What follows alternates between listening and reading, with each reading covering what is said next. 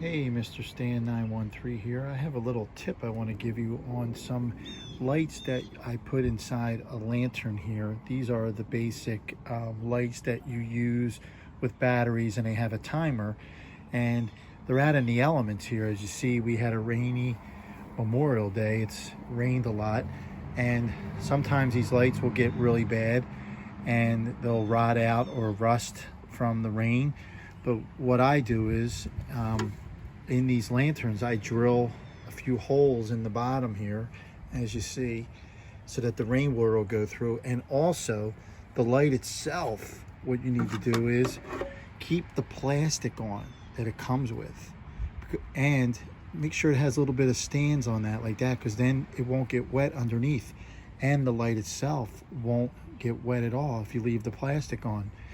And your light will last for a few years, maybe even more.